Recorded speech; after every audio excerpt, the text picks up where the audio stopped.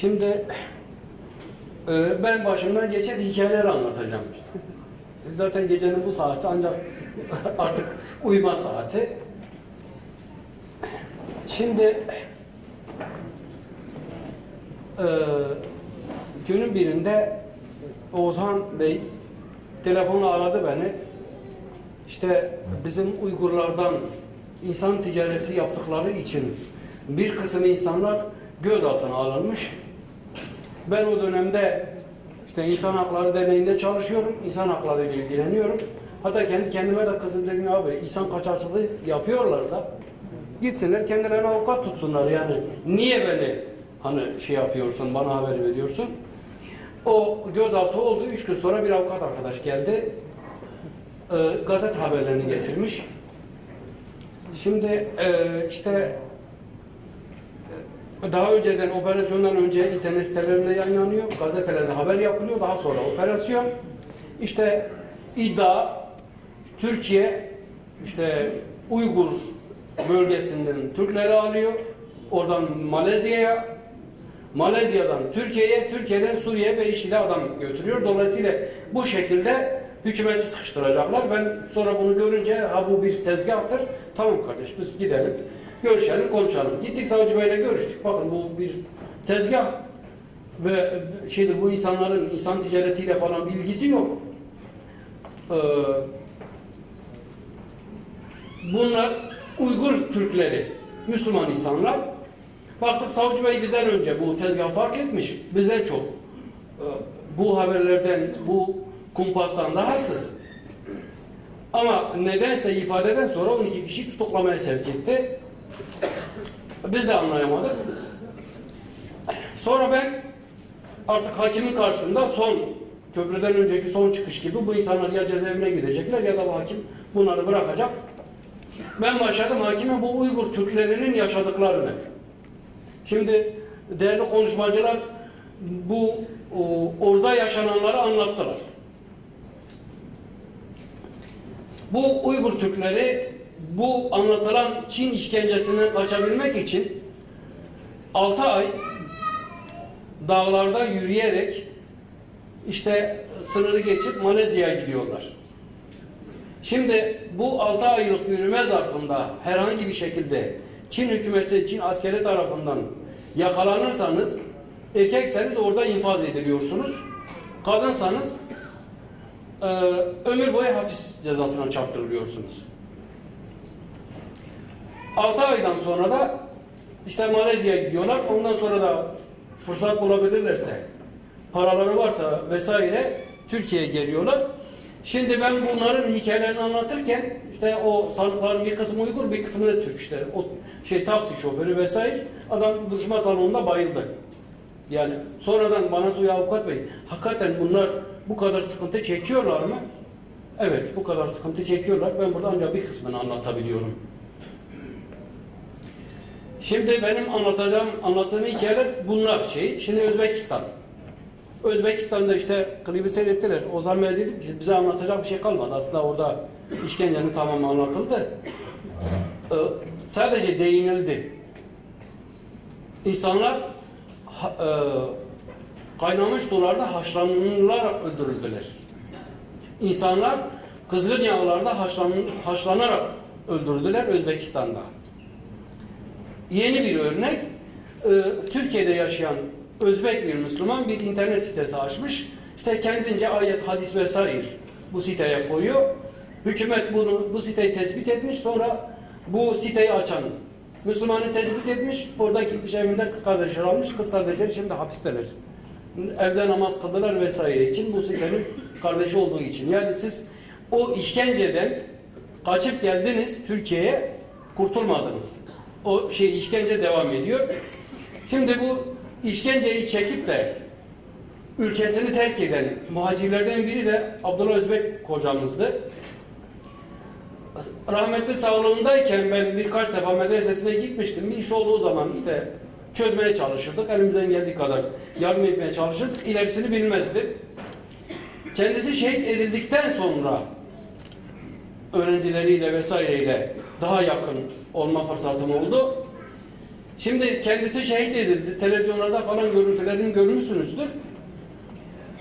Medresesinin önünde gündüz vakti birileri gelip bizim ülkemizde bizim misafirimiz olan bir muhaciri şehit edebiliyor. Bu Müslümanın şehit edileceğini 3 ay önce başka bir dosyada terörle mücadele polisinin elinde bu vardı. Bu adam şehit edilecek diye elinde bilgi vardı. Kimin şehit edeceğini söylemiş. İşte o cinayeti işleyecek organizasyonu yapanın ismini de vermişiz 3 ay öncesinden. Türk hükümetinin elinde. Ama ne hikmetse bir tedbir alınmadı ve gündüz gözüyle gelip birileri burada bir misafirimizi şehit edebildi. Şimdi şehit edildi. Bitti mi? Yok. Bu sefer polis operasyon yapıyor. Zaten katil kaçtı. Medresenin içindeki öğrencileri aldı. Şimdi öğrencilerin zaten bırakmışlar, kaçmışlar, gelmişler buraya. Bir kısmının pasaportu yoktur. Bir kısmının süresi geçmiş. İkamet zaten yok. Alma şansları da yok. İfadelerine başvuracak. Hani görgü tanığı gördünüz mü vesaire. Fakat öğrencilerin ikameti yok. Yabancı şubeye. Sonra bu adamlar da iade edilecek. Endişe o. Yüzlerce telefon Ömer aman ha iade edilmesin. Bütün Türkiye'yi işte elimizin yettiği kadar hareketlendirmeye çalıştık ki bu Müslümanlar Özbekistan'a iade edilmesin. Neyse Allah'a şükür iade edilmediler. Sonra ben ziyaret ettim. Bir Zeytinburnu'nda bir tekstil dükkanının çekme katında bir dairede yaşıyorlar. 3 kardeş, 3 aile, 3 Müslüman aile, çocukları var. Her biri bir odada yaşıyor. Ve yani aynı dairenin içinde yaşıyorlar fakat haremlik ve salamlık şeyine de uymak zorundalar. Şimdi bu şartta oradan kaçtılar, burada yaşıyorlar. Sonra bu Müslüman işte ikameti yok diye işte yabancı şubeye düştü, işte iltica müracaatına bulunduk, İstanbul'a vermeleri söz konusu değil. O şimdi o yoklukla 15 günde bir işte İstanbul'a birkaç saat uzaktaki bir şehirde gidip imza atıp gelmek zorunda. Yani bu o işkenceden kaçıp kurtulup buraya gelmek yetmiyor. Birileri gelip sizi burada da bulup öldürüyor. Ya da hayatınızı zindan ediyorlar. Kadınları evde doğum yapmak zorunda. Çünkü hastaneye giderlerse ikametleri yoktur. Polis onları yabancı şubeye alır. Canlı örnekler, yaşadığım örnekler var. Koca başında bekliyor. Telefonda abi işte ikameti yoktur. Dedim ya sen orada durma. Polis gelirse seni de alır. Abi yapacak bir şey yok. Sonra polis ikisini de aldı. 7 doğum yapmış kadını. Aldı neyse işte bir sürü uğraşıdan sonra ancak çıkarabildik. Şimdi Çeçenler Özbeklerden farklı mı? Değil. Onları da gene birileri gelip gündüz gözüyle vurdu ve kaçtı. Ha, benim özel bilgim, hani delinin var mı derseniz bende his var. Türk polisi yardım etti. Rus ajanlar adamı, 3 tane adamı gündüz gözüyle Zeytinburnu'nda, İstanbul'un göbeğinde öldürdüler ve uçağa binip gittiler. Rusya'da adamların işte bütün kaldıkları oteller, gittikleri yerler vesaireler fotoğraflarıyla, bölümleriyle birlikte hepsi tespitli. Rusya bizim böyle bir vatandaşımız yok. Şimdi bu Çeçenlerin işte şu andaki yönetimin daha önceki Rus işgalinden kaçabilen Çeçenlerin Türkiye'de yaşadıklarından ne kadar haberiniz var? Onu bilmiyorum ama ben örnek anlatayım yine. Bir Müslüman Çeçen oturduğu sitenin bahçesinde arabasını park etmiş.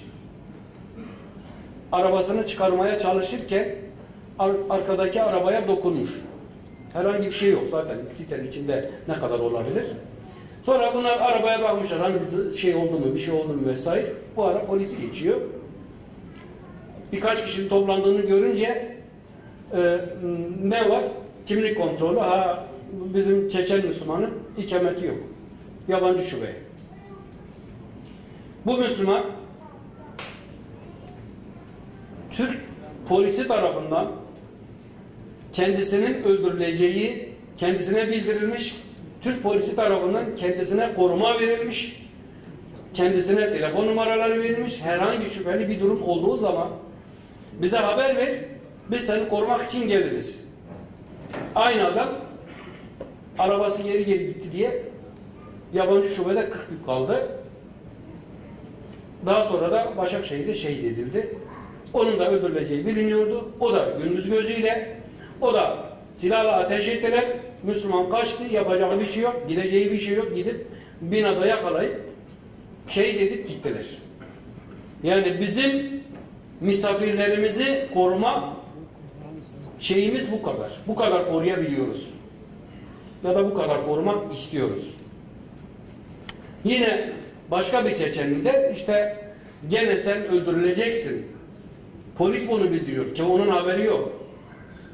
Ben gittim, gülüyorum polise, dedim ya bak adamın ikameti yok, yarın adamı yabancı şubeye almayasınız. Güldü, olur mu dedi Ömer Bey. Olmuş olsa şimdi işlem yaparız. Bir gün sonra beni arıyorlar, Ömer adamı yabancı şubeye aldılar. Yani bilmiyorum bunlar ne kadar önemli. Şimdi Tacikistan'daki son durumdan bilmiyorum, haberiniz var mı bilmiyorum ama yani orada avukatlara yapılan baskılardan dolayı Türkiye'deki avukat arkadaşlarımız gittiler ve orada onlar da gözaltına alındı. Bütün dünyaya kalktıktan sonra herhangi bir işkence yapamadan bırakmak zorunda kaldılar. Şimdi orada Özbekistan'da sokakta başörtüsü yasak. Ya başınızı açacaksınız ya da hapiste cezalandırılıyorsunuz. İşte Tacikistan'da da aşağı yukarı aynı durum. İşte Özbekistan'da 18 yaşında küçüklerin camiye gitmesi şu anda yasak. Bir tane de hadis bulmuşlar, camilerin kapısına yapıştırmışlar. Yani şu anda Özbekistan'da 18 yaşında küçük olan çocukların camiye gitmeleri yasak. Şimdi Tacikistan'da gene aynı şekilde işte Türkiye'ye gelebilmiş Adem Bey'in belirttiği Grup 24'ün lideri. Şimdi Grup 24'ün lideri geldi Türkiye'ye, yabancı şubeye aldılar. Onu da ispiyonlamışlar. Şimdi kısa kesmek zorundayım ya. Hikayeleri kısa kesiyorum. Gittim yabancı şubeye, polis dedik ya biz onu gönderdik. Niye gönderdiniz? Biz onu içeri aldık. Dışarıda şüpheli şahıslar dolaşmaya başladı. Onların güvenliğini sağlayamayız diye onu başka bir yere gönderdik.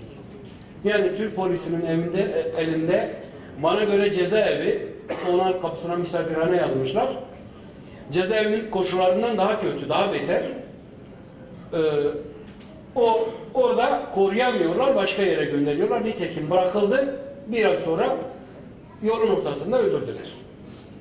Gene biz misafirimizi bu kadar koruyabiliyoruz. Başka bir Tacikistanlı beni arıyor. Abi benim Tacikistan'a gitmem gerekir. Bana bir tavsiyen var mı? Hayırdır? Niye gidiyorsun? Orada annemi babamı almışlar. Ben o yüzden gitmek zorundayım. Gittiğin zaman seni de alacaklar, işkence yapacaklar. Olsun abi, ben gitmezsem anneme babama işkence yapacaklar. Onlar dayanamazlar. Ben gideyim, bana işkence yapsınlar. Ve gitti. Öldürüldü mü, öldürülmedi mi onu bilmiyorum. Şimdi Tacikistan hükümeti kendi vatandaşlarının yerinin tespiti için Interpol'e dışarıdaki bütün vatandaşların kimliklerini verdi ve şu anda herhangi bir şekilde Tacikistanlı bir vatandaş çevrilip de kimliği sorulursa o yabancı şubeye götürülür. Çünkü Interpol'den araması vardır. Geri gönderirseniz zaten hayati tehlike ayrı bir şey. Oradaki işkencelerden bahsedeyim mi bilmiyorum. Fırsat vermiyorlar. Bizim 80 öncesi falan hikaye kalır. Yani kazıklamalar, şişeler vesaireler, parçalanmalar, tecavüzler, bunların hesabı yoktur. Bir Kırgız vatandaşı ilticaya müracaat etmiş.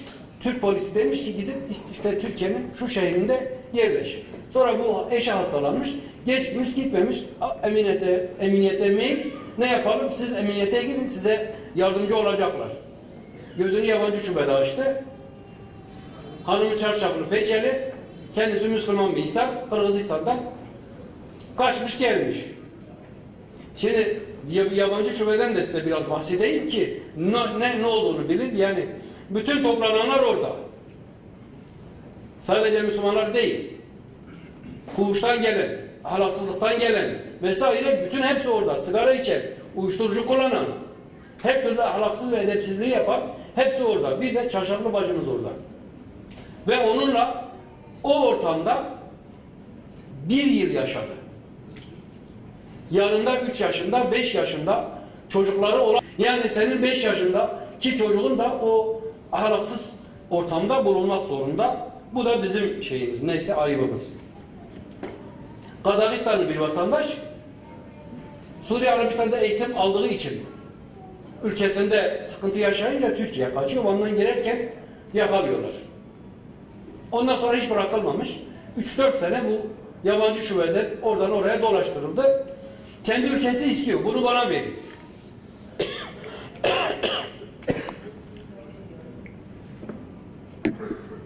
Bu suçludur. Bunu bana verin. Bu andaki Ağır Ceza Mahkemesi yeterli delil yok diye bunu reddetmiş. Türkiye bırakmıyor ama adam yabancı şubede, hapis. Sonra gidiyor Kazakistan hükümeti onun arkadaşlarını buluyor. Onlara işkence yapıyor. Onların ağzından bunun aleyhine ifadeler alıp sonra onlarla tekrar müracaat, bunu bize verin. Onu da reddoldu. Şimdi adamı da bırakılmıyor. 3-4 sene yabancı şubede belirttiğim şartlarda yaşamak zorunda. Şimdi size biraz da şeyden bahsedeyim. Bilmiyorum haberiniz var mıdır yok mudur? Şimdi eskiden bu yabancı şube 2014'ün Nisan ayına kadar polisin elindeydi. 2014'ten sonra göç idaresi kuruldu. Biz seviniyoruz işte, hani polisin elinden alınıyor, sivillerin eline verilecek. Bu iş daha rahat olacak. Ben daire başkanına dedim ya, siz bu yeni memurlar alıyorsunuz. Bu yeni memurlar işte polisin kötü huylarını da alacak. Bunun için bir tedbir alıyor musunuz ya da biz düşünüyoruz. Onu engellemeye çalışıyoruz. Sonra kuruldu. Aradan zaman geçti. Bu sefer gitmişim polise yalvarıyorum ya, ne olur. Bunlara işi öğretiyorsunuz ama Allah rızası için biraz da insanlık öğretin bu memurlara. Aşkale'de anlatayım, bitiriyorum. Bir örnek. Şimdi 20 senelik avukatım. Ceza hukukuyla uğraşıyorum. Bu yabancılarla uğraşıyorum. Hayatımda görüşmek isteyip de görüşemediğim kimse yok. Erzurum Aşkale Geri Gönderme Merkezi. Misafirhane gittim. Birkaç kişiyle görüşeceğim. Bir kısmının vekaleti var, bir kısmında daha vekaleti yok çünkü hiç görüşmemişim. Görüşüp anlaşınca vekalet almış olacak. Şimdi görüşemesin. Niye görüşemem? Görüşemesin. Şikayet ettik vesaire görüşemedik. Sonra o görüşmek istediklerimden birisi Tacikistanlı, orada görüşemedim, hukuki yardımda bulunamadım. İstanbul'a getirildi, haberim olmadı. Daha sonra bir haber aldım. Tacikistan'a iade edilmiş. İnanmadım. Bana söyledim ki yok böyle bir şey. Polis seni kandırıyor. Sonradan aradı beni. Bir gün sonra dedi Ömer abi, Tacikistan'daki kardeşi gitmiş. Kendisini ziyaret etmiş, göstermişler. İşkence görmüş halde ikisini görüştürmüşler. Yani benim Aşkale'de görüşemediğim, ne kadar tehlikeli biriyse, ne kadar sıkıntılı biriyse, biz Türkiye'de APO'ya yüzlerce avukat verdik. Yarın bir şekilde Fethullah Gülen Türkiye'ye iade edilirse belki binlerce avukat çıkacaktır. Ama bir Müslümana bir avukatı çok gördüler ve onlar gittikleri yerlerde işkence ve ölüm tehdidi altındalar. Keşke vaktim olsa size daha yüzlerce örnek ve mevzuattan da bahsedebilseydim. Yani hakkınızı helal edin. Ama ben Türkiye'nin de bu muhacirlere, bu işkence ve zulümden kaçan insanlara gerekli desteği, gerekli yardımı verdiğine inanmıyorum. Keşke bize söylendiği kadar yardım ve destek verilmiş olsa. Hakkınızı helal edin.